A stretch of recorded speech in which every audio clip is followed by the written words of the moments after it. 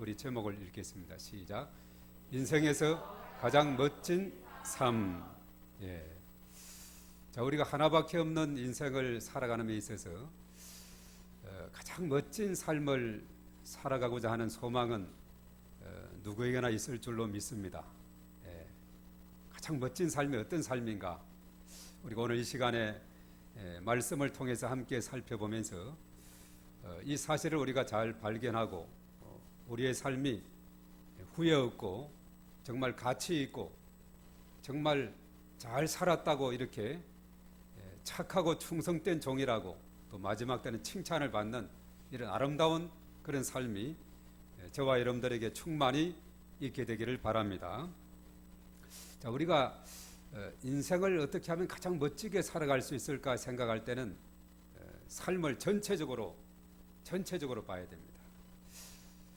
삶이라고 하는 것은 삶하고 붙어 있는 것이 또 죽음이라는 것이 있어요. 그래서 우리가 삶과 죽음 전체를 어우러서 생각을 해볼 때 해답이 나오게 되는데, 죽음 앞에서 모든 사람은 평등하다는 이런 말씀 들어봤죠. 죽음 앞에서는 모든 사람이 다 평등한 것입니다.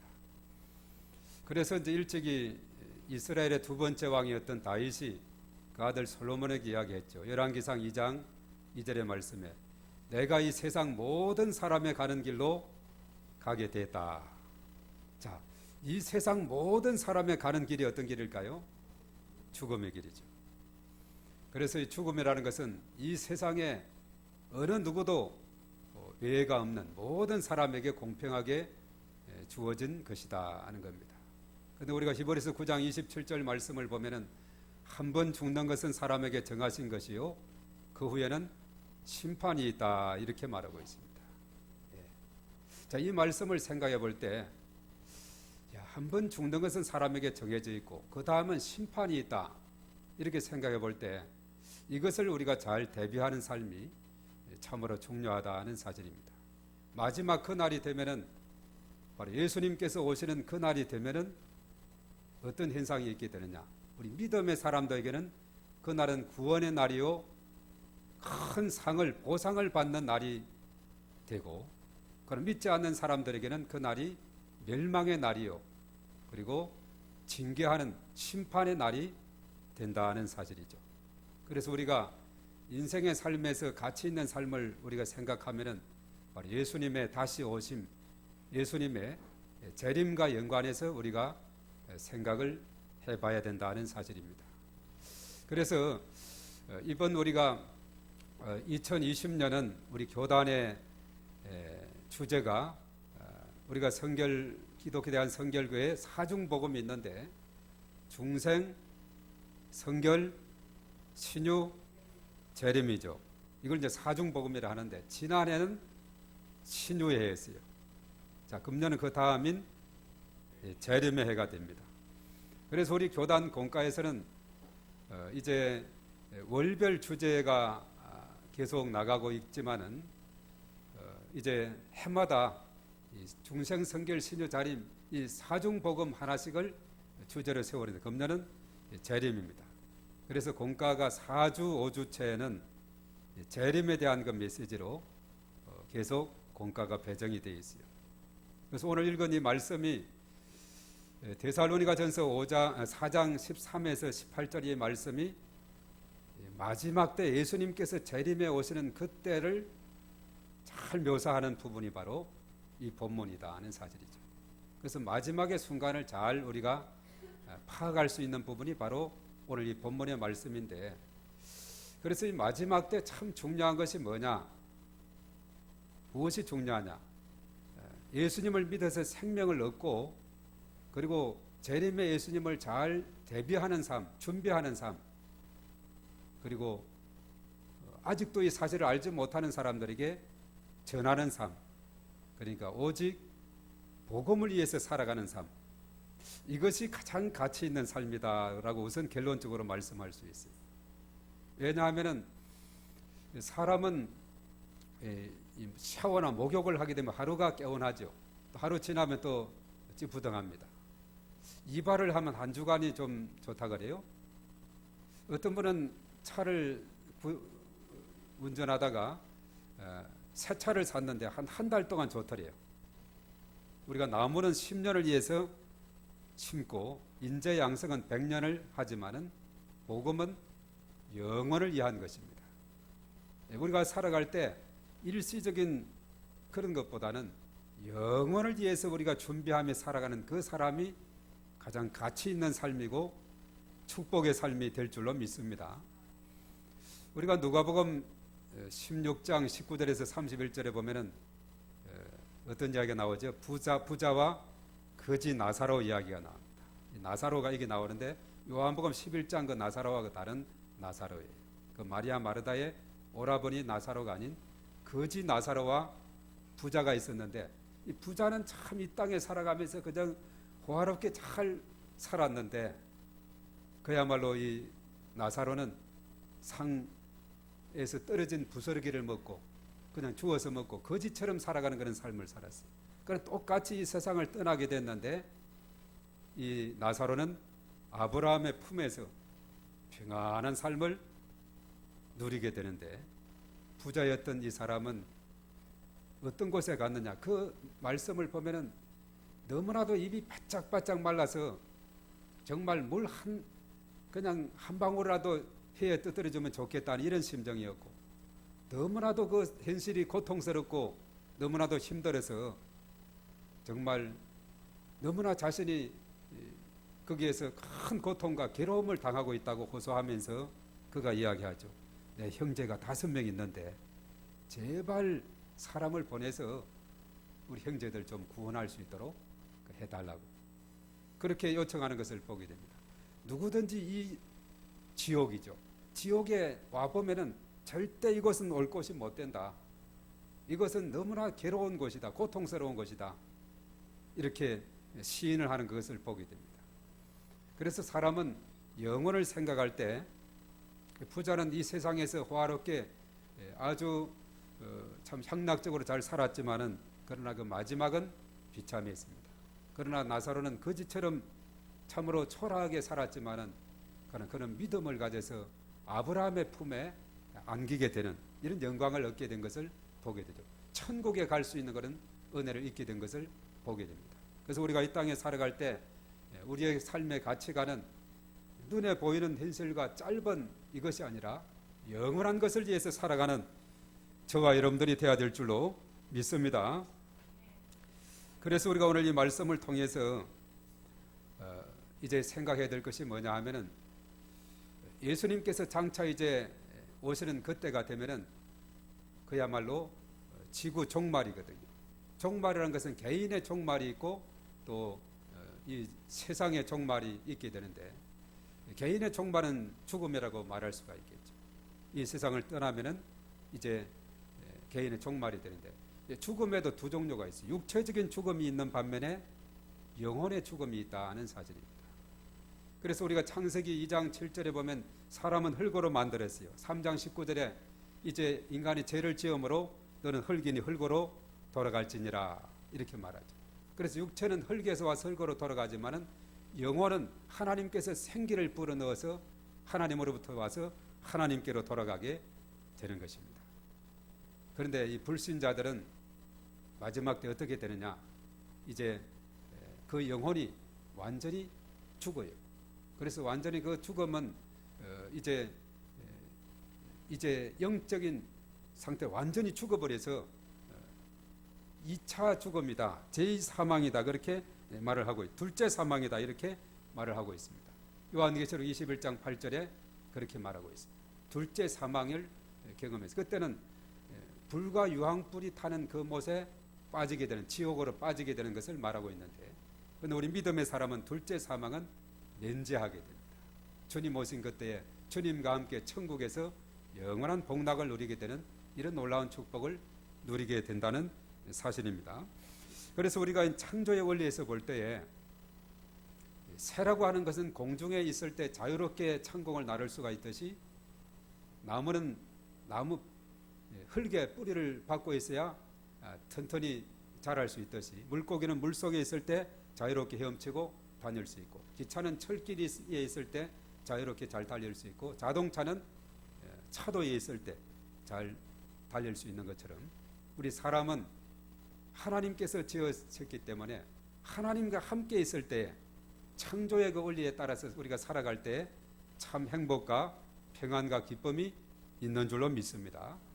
그래서 우리가 이 땅에 살아갈 때 참 중요한 것은 뭐냐 하면은 영원을 준비하고 또 하나님과 함께 우리가 믿음으로 살아가는 이 삶이 참으로 복된 것이고 이것은 영광스러운 것이 된다는 것을 우리에게 깨우쳐 주고 있습니다. 그래서 오늘 이 본문의 말씀 속에서 우리가 딱 두 가지만 생각을 하고자 합니다. 죽음에 대해서, 그리고 두 번째는 부활에 대해서. 이것은 서로가 연관이 있는 그런 내용입니다. 사실 예수님께서도 십자가상에서 죽으심으로 다시 부활하는 그런 은혜를 힘입게 된 거죠. 그래서 오늘 읽은 이 본문의 말씀은 특별히 이것은 이제 마지막 때에 대한 것이고 특히 그 장례식에서 많이 인용되는 본문의 말씀이 되고 있습니다. 저도 팔도 강산에 그야말로 많은 곳에 다니면서 장례를 집례하고 하간 예배를 집례하고 했으면서 이 말씀을 참 많이 읽었습니다. 곳곳에서 많이 이 말씀을 읽고 그렇게 설교를 했습니다. 정말 많은 곳에 다니면서 전에는 이 장례식장 가면 그래요. 육개장이 그렇게는 필수였어요. 요즘은 좀 다양하게 나오는데 워낙 이렇게 많이 다니고 보면 어떤 때는 그래요. 육개장이 있고 밥이 놓여진 밥을 육개장에 말아놓고 내 밥이 어디 갔지? 그렇게 밥을 찾았던 그런 때도 있은 것을 봅니다. 그만큼 많이 다니면서 육개장을 많이 먹었었는데 여기에서 참 강조하는 것이 뭐냐 하면은 죽음이란 것이 뭐냐? 죽음은 잠자는 것이다 이렇게 말하고 있습니다. 죽음은 잠자는 것이다. 우리가 참 이 잠이라고 하는 것이 참 우리에게 준 좋은 하나의 축복인 것 같아요. 만약에 우리가 잠을 자지 않고 이 세상을 살아갈 수 있습니까? 아무도 없을 거예요. 잠이라고 하는 것은 참 하루의 모든 무거운 짐 일과를 다 내려놓고 편안히 쉴 수 있는 그런 시간이 되죠. 그래서 잠을 푹 잠으로 인해서 아침에 일어나서 새로운 에너지와 활기를 찾게 되는 것이 사람의 잠이다 하는 사실입니다. 그래서 이 성경 속에 죽음을 잠으로 비유했다는 것은 참 이것은 의미가 있다고 생각합니다. 사실 이것은 예수님께서도 그런 비유를 많이 했습니다. 죽음에 대해서 잠이라고 이렇게 비유를 했는데 언제 그렇게 했느냐 하면은 죽은 야이로의 딸을 살린 그런 일이 있었습니다. 그것은 마가복음 9장 24절이나 마태복음 9장 24절이나 마가복음 5장 39절에 그렇게 했어요. 이르시되 물러가라 이 소녀가 죽은 것이 아니라 잔다 하시니 그들이 비웃더라 그렇게 말하고 있죠. 잔다 이렇게 말합니다. 그리고 요한복음 11장 11절에 나사로를 향해서 그랬어요. 이 말씀을 하신 후에 또 이르시되 우리 친구 나사로가 잠들었도다 그러나 내가 깨우러 가노라. 나사로는 사실 죽은 지 나흘이나 됐습니다. 그 나사로를 향해서 잔다고 하면서 내가 깨우러 가겠다, 죽은 나사로도 살리겠다는 이런 메시지가 거기에 담겨 있는데 사실 예수님께서 요한복음에 많은 표적들이 있는데 11장에 나오는 죽은 나사로도 살리는 이런 표적을 행하시게 된 것을 보게 됩니다. 물론 죽은 나사로도 살리시고 이런 몇 사람을 살리는 그런 기적이 일어나게 됐죠. 그래서 이 죽음이란 것은 뭐냐? 잠자는 것으로 이렇게 비유를 하고 있습니다. 우리가 또 성경에 보면 시편 127편 2절의 말씀 보면 하나님께서는 사랑하시는 자에게 뭘 준다고요? 잠을 주신다. 그렇게 말해요. 그래서 어떤 분은 예배 시간 때도 와서 잠을 좀 주무시는 분이 있는데 제가 서울에 있을 때 그랬어요. 오후 예배 때가 더 잠이 잘 와요. 왜냐하면 오전 예배 마치고 점심을 잔뜩 먹고 오후에 탁 앉아 있으면은 잠이 오거든요. 어느 날 오후에 오후는 주로 부목사님들을 설교를 하는데 그날따라 부목사님 설교가 짧았어요. 그래서 어떤 할렐루야 성가대원 소속이었는데 자다가 깼어요.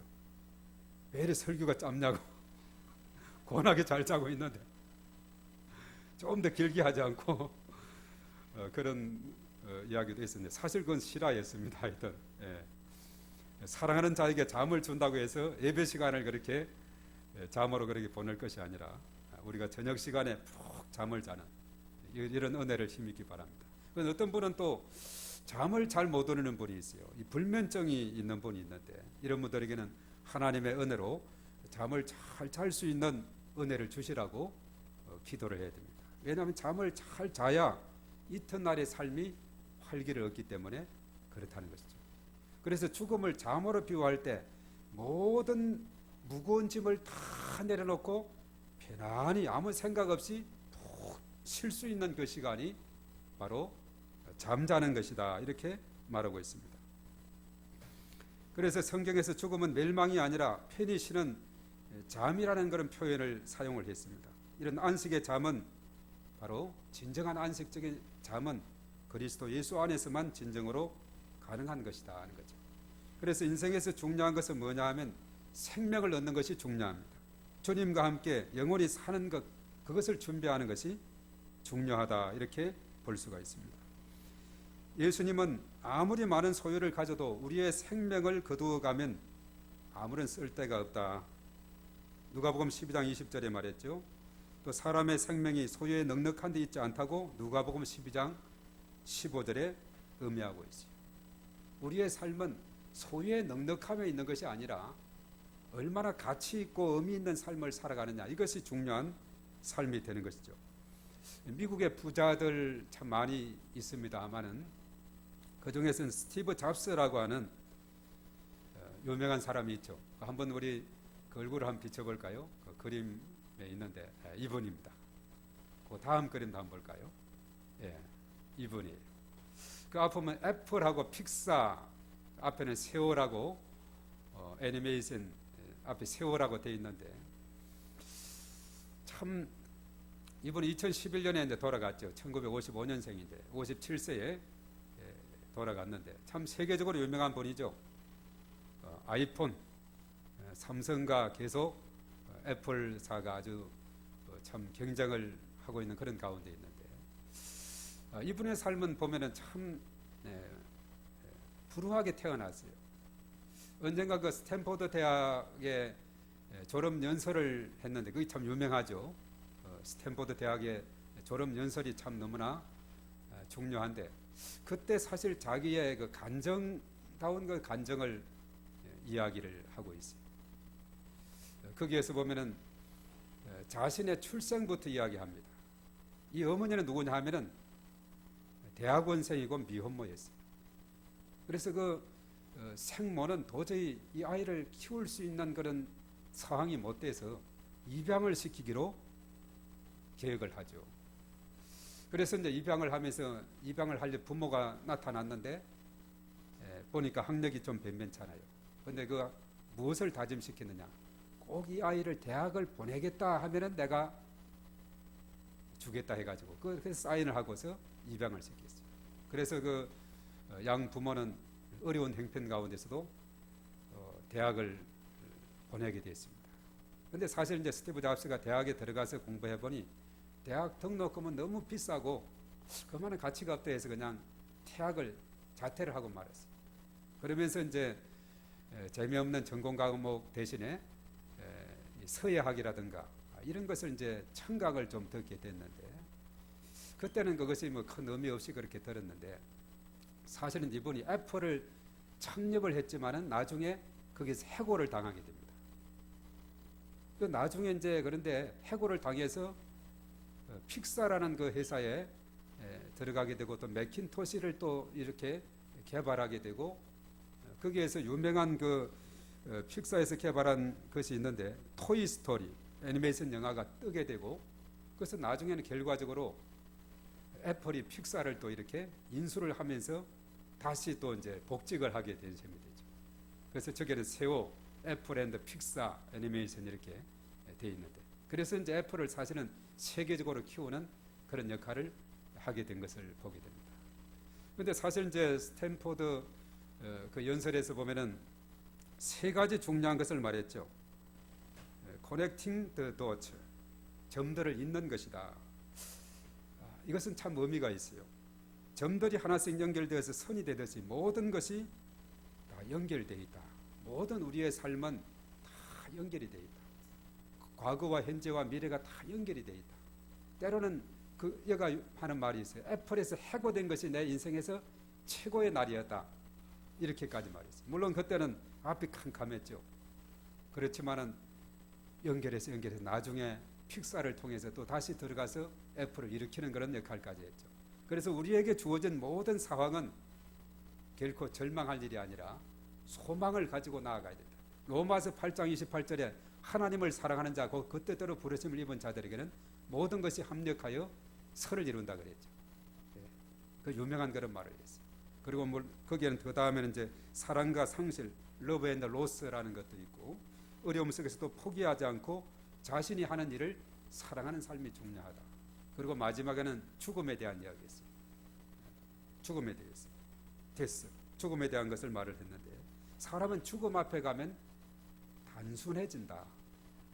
죽을 것을 생각하면, 내가 결정할 때, 최고 중요한 걸 결정할 때 죽을 것을 생각하면 결정이 쉽다는 겁니다. 아주 복잡한 것이 단순하게 된다고 그렇게 말했죠. 그러면서 이분은 이제 사실은 삶에서 많은, 일본은 기부에 인색하지 않느냐 했지만은 기부도 많이 했더라고요. 스탠포드 병원을 위해서 5천만 달러, 한 562억 원 정도를 거기에서 기부를 해서 그 병원에 여러 가지 많은 유익을 주게 되는 이런 역할을 하게 된 것을 보게 됩니다. 그래서 이분이 이제 마지막으로 하는 말이 있어요. 남의 인생을 살지 말고 진정 자신의 인생을 살아라. 한 번밖에 없는 인생. 그리고 마지막에 한 말, stay hungry, stay foolish. 자, 헝거리는 뭐냐면 배고픔, 갈망함으로, 그리고 stay foolish, 어리석게라고 할 수도 있지만 우직하게, 그리고 묵묵히 계속 그 일을 머물다가 아니라 계속 나아가라. 갈망함으로, 갈급함으로, 그리고 묵묵하게 쉬지 않고 계속 그 일을 해나가다 보면 성공의 고지에 나아갈 수 있다. 그런 유명한 말을 하게 된 것을 보게 됩니다. 그렇죠. 죽음 앞에서는 사람은 단순해진다. 이제 죽음을 이제 잠자는 것으로 비유한 것으로 우리가 생각해 볼 때, 다음 이제 한문으로 넘어오세요. 우리가 이제 부활을 염두하게 되는데, 죽음 이후에 있는 부활의 소망을 바라보면서 우리가 나아가야 되겠다는 겁니다. 잠깐 오프라 윈프리도 나왔는데, 이분도 사실은 사실 불우하고 어려운 상황 속에서 자랐어요. 미시시피 지역에서 아주 가난한 소녀였는데, 이분은 하여튼 19살에 방송계에 들어가서 40여 년 동안에 이 방송계에 방송인으로서 활동을 하면서 자산이 3조 원의 그 자산을 모으게 되고, 그리고 사실 이분 같은 경우는 많이 기부를 많이 하게 된 것을 봅니다. 이번에 코로나19로 인해서 1,000만 달러, 노약자와 그리고 구호 활동을 위해서 1,000만 달러, 123억 원을 기부를 했고, 그 고향의 피해자를 위해서 1,200만 달러, 150억 원을 기부를 한 그런 사람이에요. 아주 멋있죠. 그래서 사람은 자기의 소유에 있는 것이 아니라 이렇게 나누고 이런 것에 더 가치가 있다는 것을 우리에게 알려주고 있다는 사실입니다. 자, 이제 두 번째로 우리가 생각할 것은 뭐냐면, 이제 한문으로 돌아와요. 부활입니다. 부활에 대한 겁니다. 바로 죽음을 잠자는 것으로 비유한 것은 부활을 염두한 것이라 그랬죠. 죽음 이후에는 부활의 소망을 바라보면서 나아가야 한다 하는 것입니다. 사람이 밤에 잠을 자게 되면은 이제 아침이 되면 다시 깨어난다는 그런 소망을 가지고 다 자게 됩니다. 나는 이대로 잠자고 끝이다 이렇게 하고 자는 사람이 없어요. 아침이 되면은 기상해서 새로운 하루를 시작해야 되겠다 이렇게 생각하죠. 이와 같이 죽음을 잠자는 것으로 비유할 때 죽음에는 언제나 깨어나는 날이 있다는 것을 우리에게 알려주고 있습니다. 그래서 죽음은 다시 깨어나는 부활의 소망을 우리에게 깨우쳐 주고 있습니다. 그런데 부활에는 두 종류의 부활이 있게 되는 것을 보게 됩니다. 요한복음 5장 29절의 말씀 보면 선을 행하는 자는 생명의 부활로, 악을 행하는 자는 심판의 부활로 부활하게 돼요. 그래서 믿지 않은 사람도 부활을 하게 돼요. 심판의 부활. 믿는 사람은 생명의 부활로 부활을 하게 됩니다. 그런데 믿는 자에게 소망이 있는 것은 요한복음 5장 24절에 그렇게 했어요. 내가 진실로 진실로 너희에게 이르노니 내 말을 듣고 또 나 보내신 이를 믿는 자는 뭐라고 했나요? 영생을 얻었고 심판에 이르지 아니하니 사망에서 생명으로 옮겼느니라, 이렇게 말하고 있습니다. 정말 믿는 자에게 소망이 되는 말씀이죠. 잠을 자야 깨어나듯이 죽어야 다시 사는 것입니다. 십자가 뒤에 부활의 영광이 있습니다. No cross, no glory. 십자가 없이는 영광이 없다 그랬죠. 그래서 오늘 이 본문의 말씀 속에는 부활을 믿는 자들에게 소망을 심어주는 그런 메시지가 담고 있다 볼 수 있습니다. 우리가 14절 말씀으로 한번 돌아가 볼까요? 우리 다 같이 읽어봅니다. 시작. 우리가 예수께서 죽으셨다가 다시 살아나심을 믿을진대 이와 같이 예수 안에서 자는 자들도 하나님이 그와 함께 데리고 오시리라. 15절 그 다음입니다. 우리가 주의 말씀을 너희에게 이것을 말하노니 주께서 강림하실 때까지 우리 살아남아 있는 자도 자는 자보다 결코 앞서지 못하리라. 16절. 주께서 호령과 천사장의 소리와 하나님의 나팔 소리로 친히 하늘로부터 강림하시리니 그리스도 안에서 죽은 자들이 먼저 일어나고 17. 그 후에 우리 살아남은 자들도 그들과 함께 구름 속으로 끌어올려 공중에서 주를 영접하게 하시리니, 거기까지 봅니다. 자, 이 말씀을 보면은 이 부활에 대한 소망을 우리에게 심어주고 있고 아주 우리에게 희망적인 그런 메시지가 되고 있습니다. 근데 사실 부활이 있기 전에 그 죽음을 맞게 되면 사람은 누구나 슬퍼하게 되어 있습니다. 이것은 모든 인간에게 공통되는 그런 내용이었어요. 사실 예수님도 요한복음 11장 35절에 나사로의 죽음을 보고 예수께서 눈물을 흘리시더라, 이렇게 말씀했죠. 사람이 죽음 앞에서 슬퍼하는 것은 그동안 함께 웃고 대화하고 식사하고 인간적인 교제를 나누었던 것을 더 이상 그렇게 할 수 없기 때문에 슬퍼할 수밖에 없고 아쉬워할 수밖에 없는 거죠. 더군다나 부모님이 그렇게 되었을 때는 나를 낳아주시고 길러주신 그 은혜와 사랑을 생각하면 더욱 그렇게 할 수밖에 없는 것입니다. 그러나 우리 그리스도인의 슬픔은 불신자들의 슬픔과는 다른 겁니다. 그것은 장차 그리스도와 함께 육체가 영광스럽게 부활할 것에 대한 소망이 있기 때문에 그렇다는 거죠. 그래서 불신자처럼 슬퍼하지 말아야 되는 이유가 있습니다. 소망을 주시는 하나님을 믿고 있으며 장차 그리스도와 함께 영광스러운 미래를 함께 하게 될 것이기 때문에 우리는 마냥 슬퍼만 있을 수가 없다, 이렇게 말할 수 있어요. 그런데 사실 바울이 부활의 복음을 전파했을 때 당시 대부분의 사람들은 그를 조롱했다라고 사도행전 17장 32절에 그렇게 나오고 있어요. 사람들은 부활이 어리석고 불가능한 것으로 그렇게 생각을 하게 된 것입니다. 사실 제가 화관 예배를 많이 드리면서 그랬어요. 어떤 인부들이 언젠가는 제가 서울에 있을 때 광명에 있던 그때 어떤 분이었었는데 어딘가 저쪽 어디에서 이제 화관 예배를 드리는데 인부들이 저쪽에서 예배 드리는 동안에 웅성웅성 예배는 참가 안 하고 있었어요. 근데 이쪽에서 이제 예배를 드렸죠. 가족들과 함께 예배를 이제 아주 그냥 큰 소리로 이렇게 예배를 드린데 자기들끼리 뭐 웅성웅성 하면서도 말씀을 들었더라고요. 그때 이제 제가 말씀 중에 사람이 죽게 되면 부활에 대한 그런 말씀했는데 저쪽에서 그래요. 아이, 사람이 한 번 죽으면 끝이지 뭐 다시 살아나냐고 하면서 그런 이야기를 하더라고요. 웅성웅성 하면서도 그 사람들은 들은 거예요. 사람 한 번 죽으면 끝이지 왜 또 다시 살아나냐고 그렇게 하는데 사실은 이 부활은 바울 시대도 사람들이 조롱을 했다 하는데 오늘 이 시대도 마찬가지입니다. 그 사실을 알지 못하는 사람은 조롱할 수밖에 없는 것을 보게 됩니다.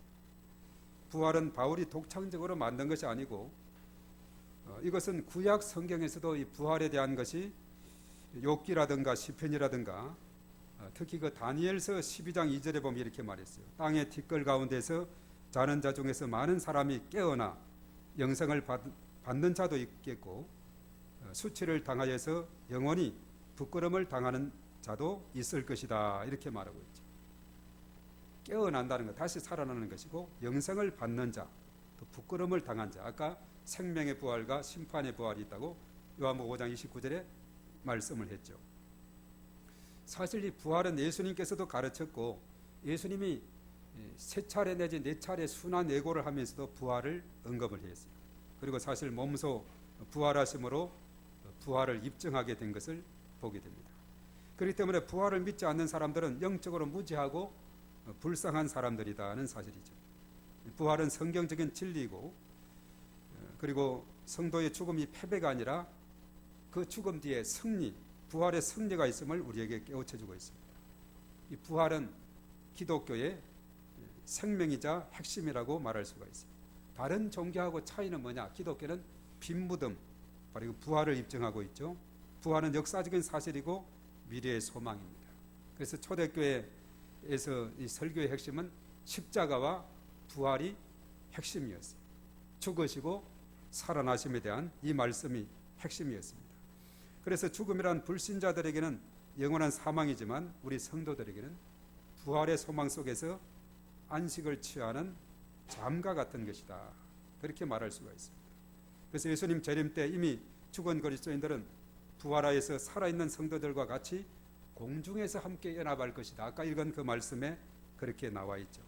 그래서 우리는 마지막 날을 이 대망하면서 우리가 소망 중에 이 땅에 살아야 된다는 겁니다. 그래서 오늘 이 말씀의 실제적인 결론은 이제 그 17절 다시 돌아가서 마지막 부분 그리하여부터 다 같이 시작. 그리하여 우리가 항상 주와 함께 있으리라. 18절입니다. 그러므로 이러한 말로 서로 위로하라. 오늘 실제적인 결론은 위로와 소망으로 격려하라는 그런 말씀이죠. 그래서 바울은 종말론을 삶에 적용하면서 그의 독자들에게 여러 말로 서로 위로하라 그렇게 말씀을 했습니다. 저와 여러분들은 이 땅에 부름받은 하나님의 자녀요 세상에 보냄을 받은 그리스도의 신실한 제자가 되어서 세상에서 사명을 잘 감당해야 됩니다. 그래서 이 세상에서 가장 멋진 삶은 뭐냐? 죽음의 의미를 잘 깨닫고 죽음을 두려워하지 않으며 죽음의 권세를 이기고 죽음 뒤에 있는 부활의 소망을 가지는 삶이 그런 멋진 삶이 됩니다. 다른 말로 말해서 천하보다 귀한 생명을 얻고 다시 오실 주님의 재림을 기다리며 복음을 전파하는 삶입니다. 영혼을 준비하면서 오직 복음을 위해서 사는 삶, 이것이 참으로 인생에서 가장 멋진 삶이다라고 말할 수가 있습니다. 세상에 들려오는 소식들은 흉한 소식들이 참 많아요. 뉴스를 켜고 해보면 정말 흉한 소식들이 많지만은 저와 여러분들은 기쁜 소식을 전하는 그런 메신저로서 하나님의 영광을 드러내는 그런 복된 삶을 우리가 살아야 될 줄로 믿습니다. 그리하게 될 때 복음을 위해서 그리고 영혼을 준비하며 살아갈 때 이것이 가장 가치 있는 삶이고 가장 기쁜 그리고 삶이고 가장 멋진 삶이라고 말씀을 할 수가 있습니다. 우리 다 같이 오늘 이 말씀을 생각하면서 다 같이 통성으로 기도하겠습니다. 주여 한번 기도합니다. 주여, 살아계신 하나님 아버지 감사합니다. 저들을 이처럼 사랑하셔서 많고 많은 사람들 중에 택하여서 하나님의 자녀 삼아주신 것 참으로 감사를 드립니다.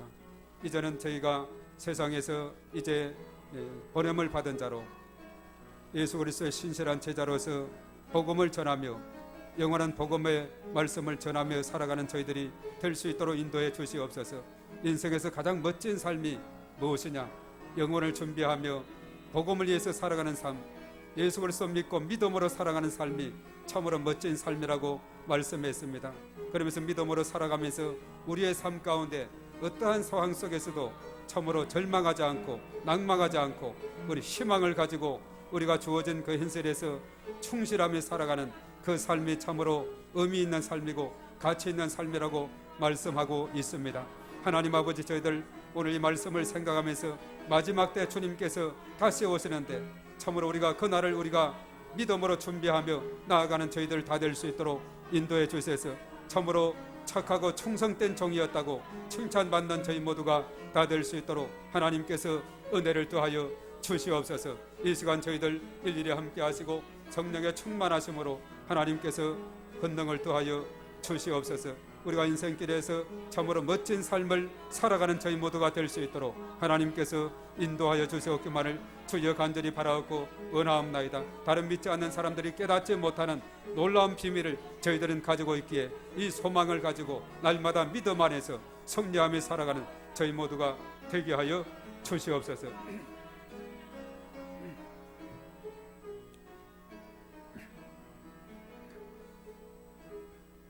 존귀하신 하나님 아버지, 감사를 드립니다. 우리가 인생길을 살아가면서 인생에서 가장 멋진 삶이 무엇인가? 바로 그것은 이 세상에서도 복을 받고 영혼을 위해서 준비하며 그리고 복음을 위해서 믿음으로 살아가는 삶인 것을 우리가 다시 한번 깨닫게 됩니다. 모든 것이 합력해서 선을 이룬다는 그 말씀과 같이 우리의 현실의 모든 상황은 때론 어려운 일이 있고 힘든 일이 있을지라도 이것은 나중에 선을 이루게 됨을 우리가 확신하고 우리가 소망 가운데 살아가는 저희 모두가 되게 하여 주시옵소서. 죽음 뒤에 부활의 소망이 있음을 깨닫게 하시고 주님 다시 오시는 그때에 우리가 칭찬받는 그런 사람으로 하나님께서 인정해 주시고 축복해 주실 것을 우리가 믿습니다. 그래서 언제나 우리가 믿음 안에서 우리가 복음을 위해서 살아가는 저희 모두가 될 수 있도록 하나님 축복하여 주시옵소서. 예수 그리스도 이름으로 기도하옵나이다. 아멘.